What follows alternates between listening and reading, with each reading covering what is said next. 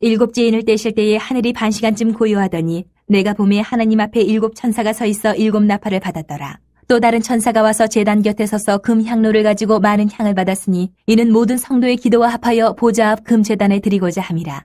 향연이 성도의 기도와 함께 천사의 손으로부터 하나님 앞으로 올라가는지라. 천사가 향로를 가지고 제단에 불을 담아다가 땅에 쏟음에 우레와 음성과 번개와 지진이 나더라. 일곱 나팔을 가진 일곱 천사가 나팔 불기를 준비하더라. 첫째 천사가 나팔을 부니 피 섞인 우박과 불이 나와서 땅에 쏟아지매 땅의 3분의 1이 타버리고 수목의 3분의 1도 타버리고 각종 푸른 풀도 타버렸더라. 아멘.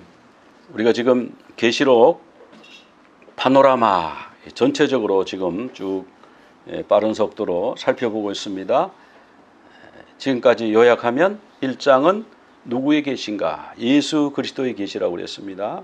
2장과 3장은 그 일곱 교회에 대한 이야기고요. 4장, 5장은 하나님 계신 지성소, 하나님의 오른손에 일곱 임봉한 두루마리가 있고 그 인을 어린 양이 떼는 장면이 나옵니다.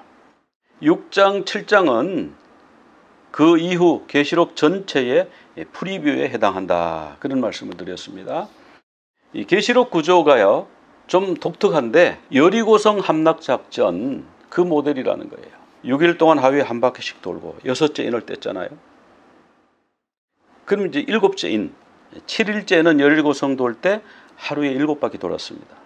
그리고 나팔을 불 때 그 여리고성이 무너져 내렸어요.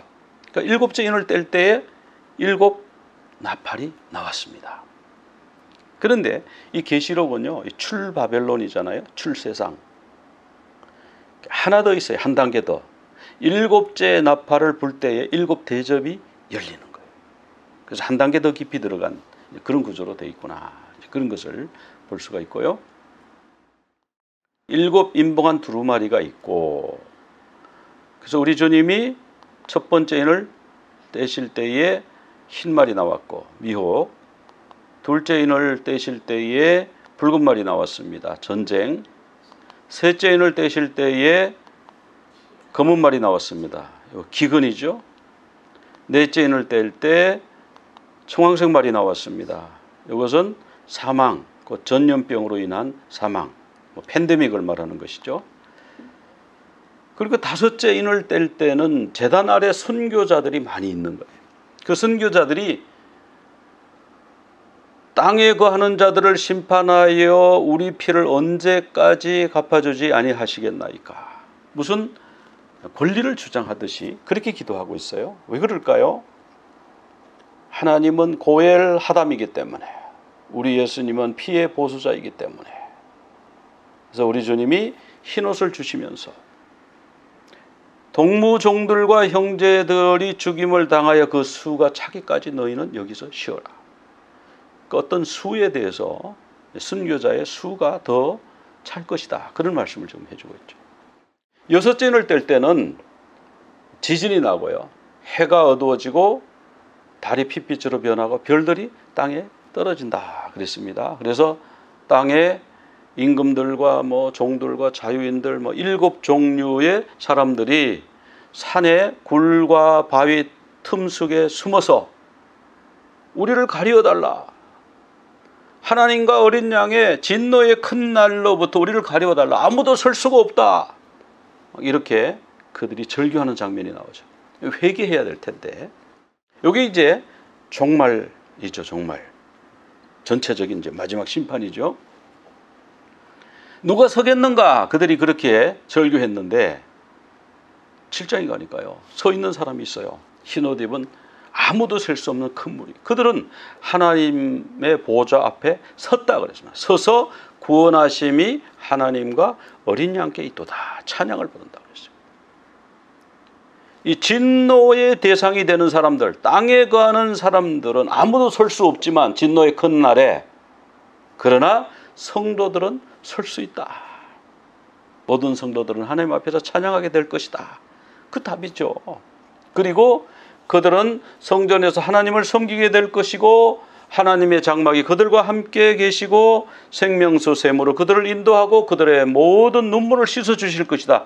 이 계시록 21장에 그리고 22장에 나오는 계시록 결론 부분이 바로 7장에 나오고 있습니다. 그래서 계시록 7장에서 전체 프리뷰 어떻게 될 거다 하는 거를 천국까지도 다 설명을 하시고 6번째 인까지요. 그리고 7번째 인을 딱 뗍니다. 7번째 인을 떼니까 반 시간 동안의 고요가 있다. 하나님 앞에 늘 찬양 소리가 들리고 24장로가 면류관을 드리면서 찬양하고 이랬는데 30분 동안 조용해졌다는 거예요. 왜 그럴까요? 평화로운 고요함일까요? 하나님의 이제 진노의 불이 떨어지는 그 시간이 됐기 때문에 그래요. 그 전부 조용한 겁니다. 만물이 다 고요한 겁니다. 7 천사가 나팔을 불기 전에 왜 나팔 재앙이 있는가? 그 원인을 설명해 주고 있어요. 8장 3절에 보면은 다른 천사가 와서 제단 곁에 서서 금향로를 가지고 많은 향을 받았고, 근데 거기 보니까 성도의 기도가 나옵니다. 성도의 기도. 이 성도들의 기도는요, 제단 아래 선교자들의 기도가 포함되어 있어요. 제단 아래 선교자들이 언제 이거 갚아주실래요? 하나님, 고엘 하담의 역할을 해주세요. 구약에서 말씀에 약속하신 대로 주님 이루어주세요. 그럴 때 그 기도가요, 그 기도가 뭐 다른 기도도 여기 있겠지만 그 기도가 그 향과 합해져서요, 보좌 앞 금제단에 드리고, 이 금제단이 우리 성막할 때 봤지만 분향단이에요. 분향단은 속죄소, 하나님의 임재가 있는 그 그룹, 거기서 가장 가까운 곳에 맞은편에 설치가 되어 있거든요. 향이 하나님께로 올라가면서 뭐가 같이 올라가요? 성도들의 기도가 같이 하나님 앞으로 올라가더라. 우리가 성막을 공부하면요, 이게 다 이해가 돼요. 그림처럼 그려져요. 그 금제단, 분향단에서요, 향을 듬뿍 담아가지고요, 지성소 휘장을 열고 향연이 거기에 가득 차고, 그때 대제사장이 지성소 들어가는 거예요. 그냥 맨눈에 들어가는 게 아니에요. 그래서 여기서 나오는 이 성도들의 기도는 향연이다 하는 의미도 보면은 그렇고, 이게 뭐냐 하면은 특별히 성도들 중에서 환난당한 성도, 또 순교당한 성도, 그 성도들이 제단 아래서 그렇게 기도해, 밤낮으로 기도하고 있잖아요. 큰 소리로 기도하고 있잖아요. 그런 기도들이 다른 성도들의 기도도 물론 합쳐서 향연과 함께 하나님 앞으로 상달되니까 천사가 향로를 가지고 제단에 불을 담아, 제단이 2개가 있지 않습니까? 성막에는 금제단이라고 푸는 경우가 있는데, 제가 볼 때는 이거는 번제단입니다. 왜냐하면 번제단 아래에는 지금 죽임당한 성도들, 목배임을 당한, 하나님의 말씀과 예수 그리스도의 증거 때문에 목배임을 당한 성도들의 영혼이 거기에 있고, 그리고 나서 이 불은 어디 있냐면요, 불은 번제단에 있어요.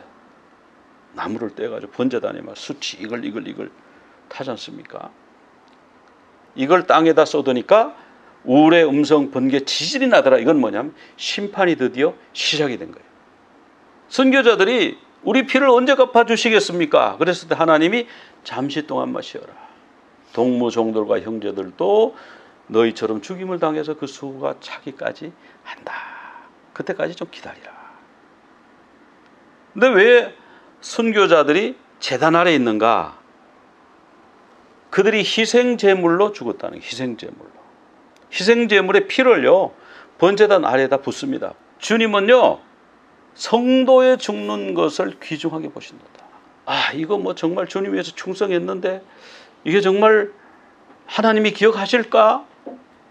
선교자들의 피를 다 기억하시고요, 선교까지는 아니지만 정말 최선을 다해서, 어떤 경우에는 목숨을 다해서 애쓰고 충성하는 것을요, 주님이 기억하시는 거예요. 선교자들이 하나님의 말씀과 예수 그리스도의 증거 때문에 죽었기 때문에 억울하게 죽은 거잖아요. 이 죽일 이유가 아닌데. 그래, IS에 의해서 중동에 있던 그 믿는 수천 년 동안 믿어오던 그 믿는 자들이 죽었지 않습니까? 참수당해 죽었지 않습니까? 그 우리가 생각하면, 그건 너무 참 비참하다.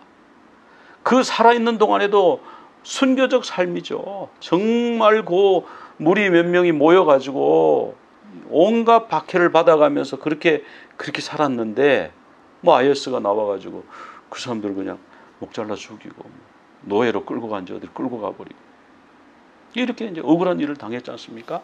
근데 우리 주님이 피의 보복자, 이 고엘하담이라고 그러는데요. 고엘이 기업 무르는 자 이런 뜻도 있지만 그 고엘은요, 종으로 팔려간 사람들을 돈 주고 그 친족을 사오는 것도 고엘의 일이에요. 또 고엘의 일 하나는 뭐냐 하면은 억울하게 죽은 친족의 피를 되갚는 일이에요. 그걸 이제 고엘하담이라고 그러는데 하나님 고엘하담의 역할을 해주옵소서. 정말 성경에 그런 게 나오는가? 여러 군데 나오는데요. 하나님은 보복의 하나님이다. 우리가 늘 사랑의 하나님만 우리가 찾던 사람은요, 이 말 들으면 충격받아요. 사랑의 하나님은 사랑의 하나님이시다 이렇게 배웠는데, 아니 구약에 가면 왜 보복의 하나님이 나오지? 반드시 보응한다, 반드시 복수하신다 그러고, 이게 뭐지? 다른 데 여러 구절에 나옵니다. 왜 심판하시지? 그래서 아직까지도 사랑의 하나님은 그냥 심판하신다고 경고한 거지 지옥이 없다, 그 심판할 리가 없다, 사랑의 하나님이, 이렇게 생각하는 분들이 있어요. 근데 그래서 우리가 구약을 반드시 공부해야 돼요. 구약에 보면 보복의 하나님, 이 보복의 하나님은 뭐냐 하면 고엘하담이에요. 억울하게 피를 흘린 사람의 핏값을 갚아줘. 아벨이 형 가인이 죽여서 피가 땅에 쏟아져서 피가 소리를 질렀다 그랬잖아요. 창세기 보면. 그랬더니 하나님이 가인을 찾아오셔서 너의 동생이 어디 있느냐 이렇게 물었잖아요. 그러니까 하나님은 그 피의 그 호소를 응답하신다니까, 반드시. 우리가 너무 사랑의 하나님, 우리 현대인들에게 너무 사랑의 하나님 이렇게 간 것이 하나님의 한쪽 면만 봤다. 여기 보복의 하나님, 피를 보복하는 분, 고엘하담. 그래야 요한계시록이 착착착착 풀리기 시작하는 거예요. 아, 왜 이렇게 이런 심판을 내리시지? 아, 그리고 뭐 그들을 왜 불못에다 왜 넣어? 그런데 이게 뭐냐면 성도들을 죽이고 박해하고 그 대가인 거예요. 하나님을 숭배하지 않고 우상을 숭배하고 그 대가인 거예요. 그래서 하나님의 심판은요, 의롭다. 계시록 16장 7절에도 보면은 제단이 말합니다. 제단 아래 누가 있죠? 순교자들이 말하잖아요. 그러니까 이게 뭐냐면 순교자들의 피에 대한 이게 보복이에요. 고엘하담의 역할이에요. 그러니까 제단이 이렇게 말하잖아요. 하나님이 심판하시는 것이 참되고 의로우시도다, 이렇게 말씀하고 있는 거예요.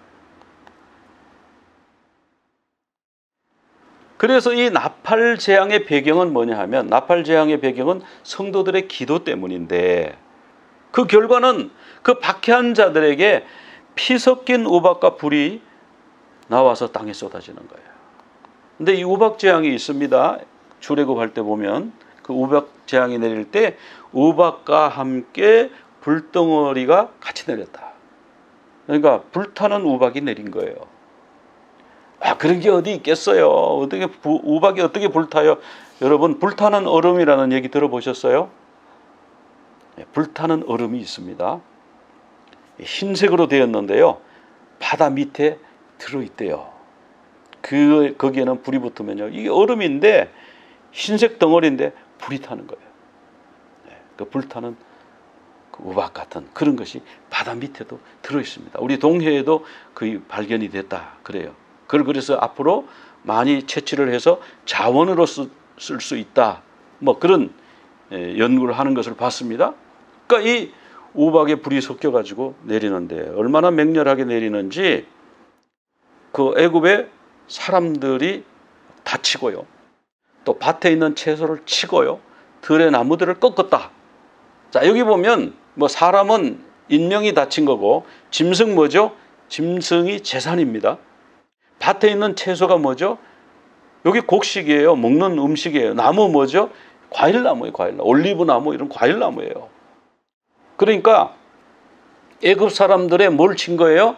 애굽 사람들의 재산을 친 거예요. 경제를 친 거예요. 쉽게 요즘식으로 말하면 경제 타격이 온 거예요. 이스라엘 자손에게는 경제 타격이 안 왔다 그랬어요. 여러분 제가 해석을 이상하게 하는 겁니까? 맞잖아요. 그 우박이 내려가지고 밭에 떨어져가지고 무슨 손해가 난 거예요? 경제적 손해가 난 거잖아요. 이거는 비유도 아니고 사실 그대로지 않습니까? 그래서 이 우박 재앙은 뭐냐 하면 우리가 우박이 떨어져서 조금 이따 제가 동영상하고 좀 보여드리겠습니다만은 실제 우박 떨어져서 사람이 다치고 죽기도 하고 그랬는데요. 사람 다치고 죽고 그럼 튼튼한 건물 속에 들어가 있으면 괜찮겠네. 괜찮죠. 우박 내릴 때 아주 잘 지어진 건물 속에 들어가면 아무 이상 없죠. 그럼 우박이 이게 무슨 재앙으로서의 의미가 있나요? 그래서 이 우박은요, 경제를 치는 거예요. 경제 타격이에요. 로컬 경제 타격이에요. 지역 경제 타격이에요. 근데 이 나팔을 이제 부는데 언제 나팔을 부는가? 성경에 보면 나팔을 부는 경우가 굉장히 많이 있는데 하나님이 시내산에 강림하실 때에 나팔 부는 소리가 들렸어요. 예수님이 재림하실 때에 나팔 소리와 함께 재림하신다고 그랬어요. 또 계시록 1장 10절에서 사도 요한이 예수님을 만났을 때 나팔 같은 음성을 들었다고 그랬습니다. 그러니까 주님의 오심하고 관계가 있어요. 계시록에는 나팔이 굉장히 많이 나오는데요. 이 나팔을 부는 것은 왕이 오신다. 결혼식에는 뭐죠? 신랑이 왔다. 그래서 신랑이 올 때 나팔을 불나팔을 불면서 쇼파르라 그러지 않습니까? 신랑이다. 맞으러 나오라. 그러잖아요. 또 절기, 나팔절, 속죄일에도 나팔을 부르라고 그랬고 초막절에도 나팔을 부릅니다. 또 민수기에 보면은 군대를 소집할 때에 또 천부장을 소집할 때에 이제 백성들 보고 이제 출발, 불기둥이 떠올라서 구름기둥, 불기둥이 이동하고 있다. 자, 전부 출발 준비. 캠프가 이동할 때요, 은나팔을 불렀어요. 또 전투 준비, 전쟁 준비할 때 나팔, 희년을 선포할 때, 심판과 경고의 나팔. 우리가 찬양할 때도 나팔을 불죠. 나팔을 부는 경우가 많이 있는데 오늘 그 계시록하고 관계된 거는 심판, 경고, 그런 거하고 관계가 있죠. 나팔 재앙은요, 7개의 나팔이지 않습니까? 지난번에 7인에서도 4가지가 있고 뒤에 3개가 있고 이렇게 구분이 됐어요. 4말이 나왔죠? 4가지 말이 나왔죠? 흰말, 붉은말, 검은말, 청황색말 4말이 나왔죠? 여기 나팔 재앙에도 보면은 4나팔이 독특해요. 첫 번째 나팔을 보면 땅에 우박이 내렸어요. 그래서 땅, 나무 3분의 1, 푸른 풀 이런 게 막 탔다. 두 번째 나팔을 볼 때는 바다에 떨어져서 배 3분의 1이 깨졌다 그랬어요. 이 배 3분의 1은 국제적인 글로벌 경제죠. 무역이라든지. 그 다음에 이제 강과 물샘. 이건 생명의 근원이죠. 그 다음에 하늘에 해달별 3분의 1이 어두워진다. 이런 말씀이 나와요. 그래서 이 7나팔 중에 4나팔이 이런 특징을 가지고 있고 또 7대접재앙 중에 앞에 4대접이 또 독특한 특징을 가지고 있습니다. 이 나팔과 같은 구조예요. 첫 번째 나팔을 보니까 피 섞인 우박과 불이 나와서 출애굽할 때의 우박재앙하고 다른 점은 거기는 피 얘기는 없었어요. 우박이 나오는데 불이 섞여서 내리더라. 이렇게 표현했어요.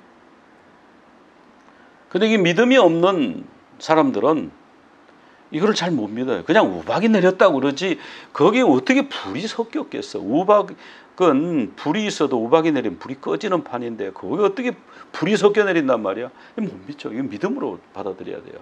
저는 가능성을 찾다 보니까 그거 알려드렸어요. 바다에서 불타는 얼음이 발견됐다는 거. 여기 다른 점은 첫 번째 나팔장의 다른 점은 피가 섞였다. 출애굽하고 똑같은데 우박재앙하고 똑같은데 피가 섞였다. 왜 피가 섞였겠습니까? 제단 아래 순교자들의 피에 대한 보수기 때문에 저는 그렇게 해석이 모르겠습니다. 이렇게 해석하는 분이 누가 있는지 모르지만 저는 보니까 그렇게 보여요. 제단 아래 순교자들의 피, 그 제단 아래 피를 계속 희생제물 할 때마다 붓지 않습니까? 제사 지낼 때마다 희생제사를 드릴 때마다 피를 거기 부었어요. 그 피가 우박과 함께 불과 함께 땅에 쏟아지니까 땅에 3분의 1이 타버리고 수목의 3분의 1도 타버리고 각종의 푸른 풀도 타버렸더라. 이거를 이해가 안 되니까 이단들이 그렇게 합니다. 그리고 일부 그런 분들이 좀 계셔요. 이단 아닌데도. 뭐냐면 수목을 사람이라는 거예요. 풀도 사람이라는 거예요. 자꾸. 아니 왜 수목이 사람이죠? 왜 풀이 사람이죠? 그냥 경제 이렇게 해버리면 다 해석이 되는데 그렇지 않습니까? 경제. 농산물이 다 망가졌어. 그러니까 우리가 생각할 때 그 회사 다니는 사람은 괜찮겠네요. 학교 선생님도 괜찮고 군인도 괜찮고 뭐 주식 투자한 사람도 아무 피해가 없겠네요. 그러니까 경제라고 그래요. 경제. 코인. 지금 코인이 막 땅에 떨어지고 주식 반토막 나고 이런 거. 근데 여기는 반토막이 3분의 1입니다. 그 왜 3분의 1일까? 회개할 기회를 주신다. 여기 보면 이제 우박이 이런 게 떨어졌어요. 우박이요, 지름이 10cm래요. 이 스페인에서요. 이 세계 곳곳에 이런 일이 많이 일어나는데, 이게 9월 1일자 신문에 나온 내용입니다. 야구공보다 더 커요. 그래서 영상을 하나 보고, 또 제가 설명하는 것보다 영상으로 보시면 더 좋을 것 같습니다. 이 영상에 보면은 15분 동안에 지름 10cm, 야구공보다 큰 우박이 떨어져 가지고 사람이 한 50명 다쳤대요. 그리고 20개월 된 어린아이가 그 우박을 맞아서 죽었습니다. 다른 사람 다쳤는데 골절상을 입은 사람들이 있대요. 뼈가 부러지죠. 그게 그냥 팔 같은 데 떨어지면 그럴 수 있겠죠. 근데 오늘 이 나팔 재앙, 첫 번째 재앙이 보면은 3분의 1, 땅의 3분의 1, 수목의 3분의 1, 3분의 1 이야기 자꾸 나와요. 근데 저는 이 3분의 1이요. 뭐냐면 하나님의 회개할 기회를 아직 3분의 2가 남았을 때에 회개하라. 회개하고 돌아오라. 하나님이 기회를 주시는 거예요. 그런데 회개를 안 하더라. 수목을 사람으로 풀면요. 8장과 9장에요. 사람 얘기가 나와요. 사람 3분의 1을 죽인다. 뭐 이런 얘기도 나오고 수목의 3분의 1을 탄다고 그러고. 왜 그러면은 계시록에서 자꾸 사람이라고 그랬다 수목이라고 했다 헷갈리게 왔다 갔다 했을까요? 안 해요. 수목은 수목이고 풀은 풀이고 사람은 사람이에요. 그럼 이게 이해가 안 되죠. 근데 경제로 봐버리면 이해가 되는 거예요. 왜 피가 섞여 내리는가? 순교자들의 피, 희생제물의 피, 제단날의 피가 있으니까 이렇게 하면 다 이해가 되는 거예요. 그러니까 성막을 보고 경제를 보고 성경을 보고 이 셋을 놓고 하면 이게 다 풀린다라고 하는 거죠. 과거적 해석, 이렇게 해석하는 분 상당히 많습니다. 이거는 이미 이루어진 거다.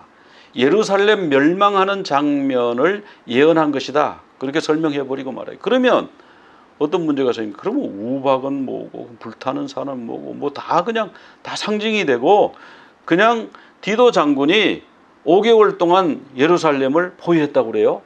그래가지고 함락시켰는데 그걸 말하는 거다. 뭐 이렇게 해석하는 분들도 있어요.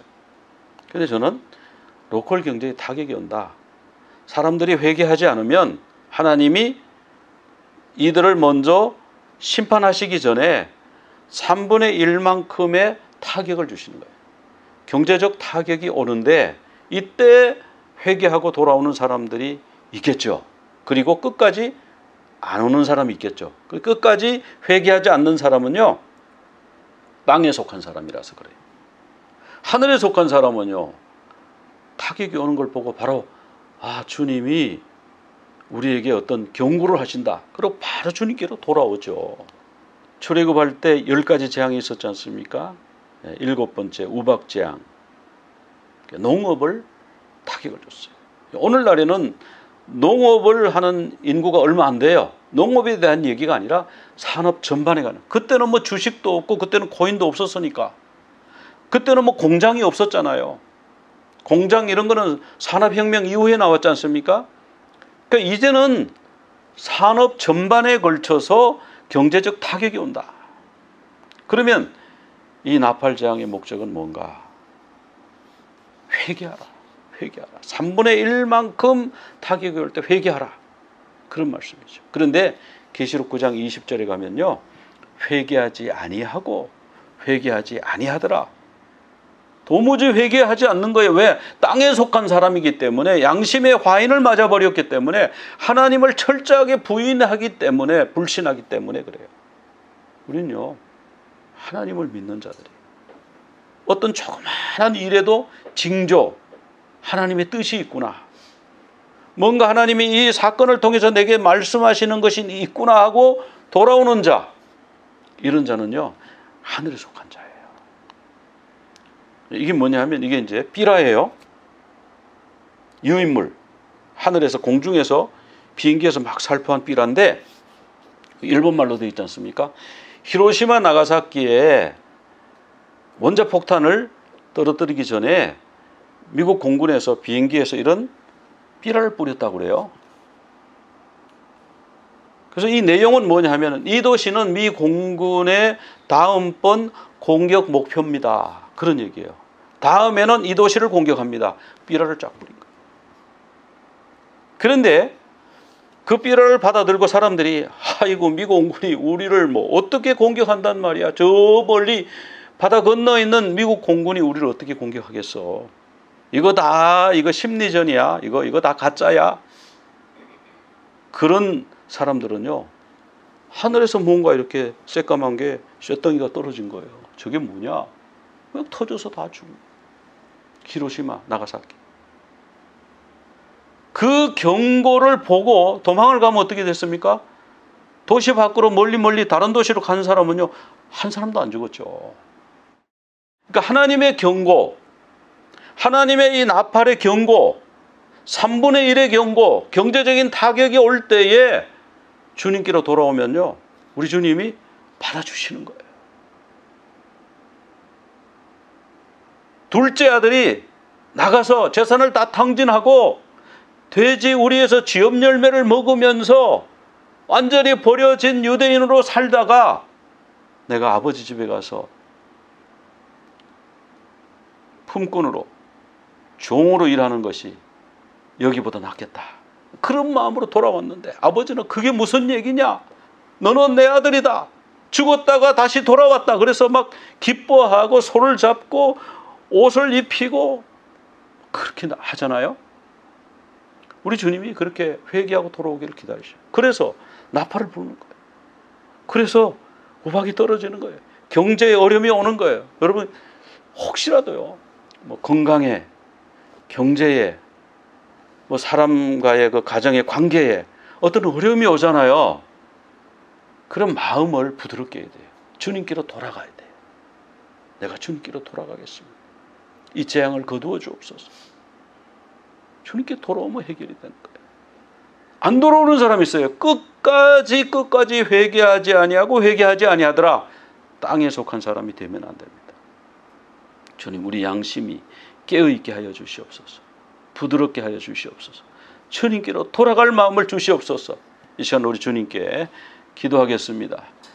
하나님 아버지, 첫 번째 나팔을 불 때에 천사들이 성도들의 기도를 하나님 앞에 드린 것을 볼 수 있습니다. 우리가 억울할 때, 눈물 날 때, 힘들 때, 박해받을 때, 또한 선교자들의 기도가 하나님께 상달되었을 때에 천사가 제단 숯불을 땅에 던짐으로 번개와 우레와 음성과 지진이 난 것을 봅니다. 주님, 첫 번째 나팔부터 7번째 나팔까지 이 지상에 주는 이 재앙, 경고, 이것을 무시하지 말고 주님 앞으로 돌아오는 저희들 되게 하여 주시옵소서. 돌아온 탕자도 받아주신 주님, 우리가 주님께로 돌아오면 주님이 받아주신다고 약속하셨사오니 주님께로 돌아가는 저희들 되게 하여 주시옵소서. 예수 그리스도 이름으로 기도드리옵나이다. 아멘. יברכך אדוני וישמרך יאה אדוני